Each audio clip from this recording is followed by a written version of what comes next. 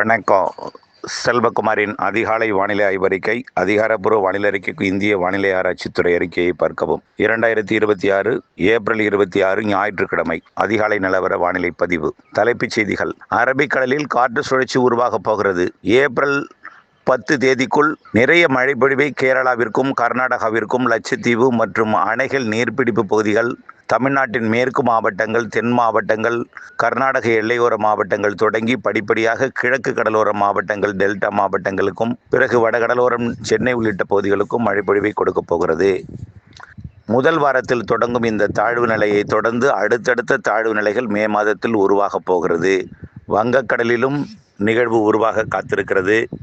இந்த நிலையில் வங்கக்கடல், அரபிக்கடலில் இருவேறு தாழ்வு நிலைகள் உருவாகி வரக்கூடிய கோடையில் அமைய இருக்கக்கூடிய அக்னி நட்சத்திர அனல் வெயில் காலத்தை இரவு நேர மழைப்பொழிவு, மாலை, இரவு, நள்ளிரவு, அதிகாலை நேர மழைப்பொழிவு அக்னி நட்சத்திரத்தின் அனலையும் வெயிலையும் தணிக்க இருக்கிறது. ஆக வழக்கத்திற்கு மாறாக இந்த ஆண்டு அரபிக்கடலில் முன்கூட்டியே தென்மேற்கு பருவமழை தொடங்கும் என்றும், அதற்கு முன்பாகவே அரபிக்கடலில் நிகழ்வு உருவாகி கேரளாவில் மழைப்பொழிவை கொடுக்கும் என்றும் நாம் நீண்டகால வானிலை அறிக்கையில் ஏற்கனவே சொல்லியிருப்பதை நினைவுபடுத்த விரும்புகிறேன். விரிவாக பார்ப்போம். இன்றைக்கு, அதாவது 26ஆம் தேதி, தென் மாவட்ட மேற்கு தொடர்ச்சி மலைப்பகுதிகளில் ஆங்காங்கே ஒரு சில இடங்களில் மழைப்பொழிவு இருக்கும். 27ஆம் தேதியும் அதே போல் இருக்கும். 28ஆம் தேதி மேற்கு தொடர்ச்சி மலை மாவட்டங்களில் நீலகிரி முதல் கோயமுத்தூர், நீலகிரி முதல் கன்னியாகுமரி வரைக்கும் கொஞ்சம் கூடுதல் பரப்பில் 28ஆம் தேதி மழைப்பொழிவு கிடைக்கும், ஒதுக்கி. தென் மாவட்டங்களின் உள்பகுதிகளில் கூட 28ஆம் தேதி ஒரு சில இடங்களில் மழைப்பொழிவு கொடுக்கும். 29, 30 தேதிகளில் கர்நாடக எல்லையோர மாவட்டங்கள் கிருஷ்ணகிரி, தருமபுரி, சேலம், நாமக்கல் மாவட்டத்தின் மேற்கு பகுதி, ஈரோடு மற்றும் நீலகிரி, கோயமுத்தூர், திருப்பூர் மற்றும் திண்டுக்கல், கொடைக்கானல் மலைப்பகுதி, தேனி, மதுரை மாவட்டத்தோட மேற்கு பகுதி மற்றும் விருதுநகர் மாவட்ட மேற்கு பகுதி, தென்காசி, திருநெல்வேலி, கன்னியாகுமரி மாவட்டத்தில் 29, 30 தேதிகளில் மேலும் கூடுதல் பரப்பில் மழைப்பொழிவு கிடைக்கும். ஆனால் ஒதுக்குதல் இருக்கும். 1ஆம் தேதி, 2ஆம் தேதி கொடுக்கக்கூடிய மழைப்பொழிவு மேற்கு மாவட்டங்களில் ஒதுக்குதல் குறையும். ஒதுக்குதல் இருக்கும், ஆனால் ஒதுக்குதல் அளவு குறையும். மழைப்பொழிவு பரப்பு அதிகரிக்கும். இந்த நிலையில் காற்று சுழற்சி லட்சத்தீவிற்கு தெற்கே மாலத்தீவு அருகே உருவாகி லட்சத்தீவு மற்றும் கேரள கடற்கரைக்கு நெருக்கமாக வந்தடையும். இதன் காரணமாக வரக்கூடிய 2ஆம் தேதிக்கு மேல் 3, 4 தேதியிலிருந்து கேரளா, கர்நாடகா, தமிழ்நாட்டின் மேற்கு தொடர்ச்சி மலைப்பகுதிகள், தமிழ்நாட்டின் மேற்கு மாவட்டங்கள், தென் மாவட்டங்கள், கர்நாடக எல்லையோர மாவட்டங்களுக்கு மழைப்பொழிவு பரப்பில் அதிகரித்து ஒதுக்குதல் என்பது இல்லாமல் போகும். ஒதுக்குதல் இருந்தாலும் ஏதோ ஒரு மணி நேரத்திலேயாவது அந்த ஒதுக்கி இருக்கிற இடத்துல மழைப்பொழிவை கொடுத்துவிடும். அதனைத் தொடர்ந்து 5, 6 தேதிகளில் டெல்டா, 2ஆம் தேதியே டெல்டாவிற்கு வாய்ப்பு இருக்குது. 3ஆம் தேதி கூடுதல் வாய்ப்பு, ஆனால் உறுதி இல்லை.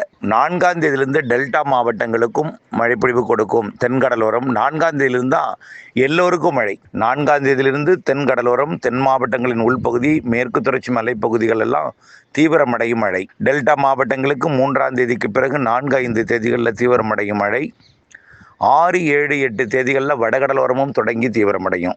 ஆக அனைவருக்கும் உண்டான ஒரு பரவலான ஒரு மேற்கு தொடர்ச்சி மலை மாவட்டங்களில் கனமழை பொழிவை என்றைக்கு அது வங்கக்கடலோரம் சென்னை, திருவள்ளூருக்கும், விழுப்புரம் மற்றும் காஞ்சிபுரம், செங்கல்பட்டு, ராணிப்பேட்டை போன்ற மாவட்டங்களுக்கெல்லாம் என்றைக்கு கொடுக்கிறதோ அன்றைக்கு தென் மாவட்டங்களின் மேற்கு தொடர்ச்சி மலைக்கும், கேரளாவிற்கும், ஒட்டுமொத்த நீலகிரி முதல் கன்னியாகுமரி வரை மேற்கு தொடர்ச்சி மலைக்கும், மேற்கு மாவட்டங்களுக்கும், பாலக்காட்டு கணவாய் பகுதிகளுக்கும், நீலகிரி, ஈரோடு உள்ளிட்ட பகுதிகளுக்கும், கரூர் மற்றும் திண்டுக்கல் உள்ளிட்ட பகுதிகளுக்கும் கோடை மழை, தென்மேற்கு பருவமழை போல நல்ல ஒரு பலத்த மழை பொழிவை இந்த ஆண்டு கொடுக்க போகிறது.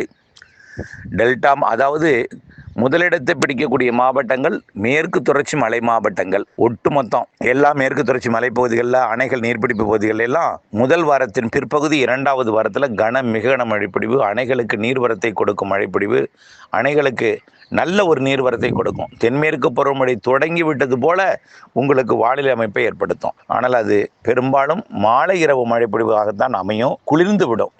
ஒரு நாள் பெய்யும் மழை அடுத்த நாள் வெயிலை தணிக்கும், வெப்பத்தை தணிக்கும். இப்படி படிப்படியாக முதல் வாரத்தின் பிற்பகுதி, 2வது வாரத்தின் ஒட்டுமொத்த எல்லா நாளுமே, 3வது 4வது வாரமுமே மழைப்பொழிவு தொடர்ந்து இருந்து கொண்டே இருக்கும். வங்கக்கடல்ல நிகழ்வு, அரபிக்கடல் நிகழ்வு என்று இருபக்கம் இரு நிகழ்வு உருவாகி இணைப்பு சுழற்சியால் பிணைக்கப்பட தமிழ்நாட்டின் அனைத்து மாவட்டங்களுக்குமே மே அக்னி என்பது, அனல் என்பது இல்லாமல் குளிர்ச்சியான சீதோஷ்ண நிலையை கொண்டு வர இருக்கிறது. மேற்கு மாவட்டங்களில் நிலவக்கூடிய அனல் வெப்பம் என்பது வரக்கூடிய இந்த மாத இறுதி நாட்கள் வரைக்கும் தான். 1ஆம் தேதி தொடங்கிவிட்டால் மிகவும் குறைந்துவிடும். 4ஆம் தேதி தொடங்கிவிட்டு 4ஆம் தேதிக்கு பிறகு மிக குறைந்து நல்ல மழைப்பிடிப்பை தரும் என்பதில் மாற்றமில்லை. அதே போல தென்மேற்கு பருவமழை முன்கூட்டியே தொடங்கும் என்று நீண்டகால அறிக்கையில் சொல்லியிருக்கிறோம். உலக வானிலை வல்லுநர்கள் எல்லாம், பல்வேறு மாதிரிகள் எல்லாம் இந்த வருடம் அது தென்மேற்கு பருவமழை குறைவாக பெய்யும் என்றும் அதிக மழை பொழிவதற்கு வாய்ப்பு 0 என்றும் தெரிவிக்கப்பட்ட நிலையில் நாம் நீண்டகால அறிக்கையில் எந்தவித மாற்றமும் செய்யாமல் கடல் வெப்பம் அதிகரித்திருக்கிறது, கடல் நீரோட்டங்கள் வலுவாக இருக்கிறது என்பதை கொண்டு உறுதியாக அறிவித்துக் கொண்டே இருந்தோம். அதில் எந்த மாற்றமும் இல்லை. முன்கூட்டியே இந்த மாத இறுதி 25ஆம் தேதியிலிருந்து 31ஆம் தேதிக்குள்ள தென்மேற்கு பருவமழை தொடங்கும். வலுவான நிகழ்வால் கேரளா கனமழை பொழிவை கொடுக்க தொடங்கும். தொடர்ந்து ஜூன், ஜூலை, ஆகஸ்ட் மாதங்கள் எல்லாம் அடிக்கடி நிறைய நிகழ்வுகளின் காரணமாக நல்ல மழை பொழிவை கொடுத்து அணைகளை நிரப்ப செய்யும். அதில் எந்த மாற்றமும் இல்லை.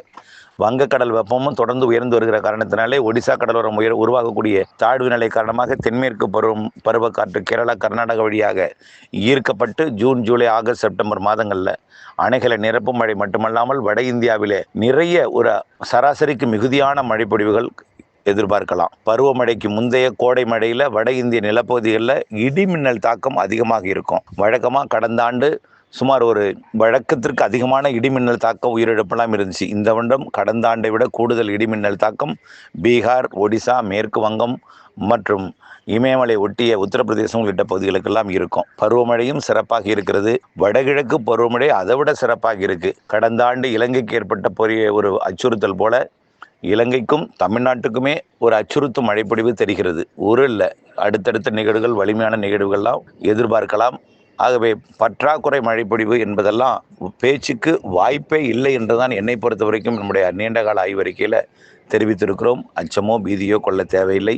தொடர்ந்து வானிலை அப்டேட்ஸோட இணைந்திருந்து வானிலை இருந்து விவசாயம் செய்திடவும், வானிலை அப்டேட்ஸோட இணைந்திருந்து மாறுதலுடன் இணைந்திருந்து துல்லியமறிந்து திட்டமிட்ட வேளாண்மை செய்யவும் வார்த்தைக்கு வார்த்தை அர்த்தம் உண்டு. டெல்டா மாவட்டங்களுக்கு மழை எப்போ சொல்லியிருக்கிறோம்? உறுதினா 2ஆம் தேதிக்கு மேலே தான். மேற்கு மாவட்டங்களில் 28ஆம் தேதி தொடங்குகிறது என்று நாம் ஏற்கனவே சொல்லியிருக்கிறோம். ஆக அனைத்திற்குமே நாம் வார்த்தைகளுக்கு மிக முக்கியத்துவம் கொடுத்து வானிலை ஆய்வறிக்கையோட இணைந்திருந்து துல்லியமறிந்து திட்டமிட்ட வேளாண்மை செய்ய அன்போடு கேட்டுக்கொள்கிறேன். நன்றி.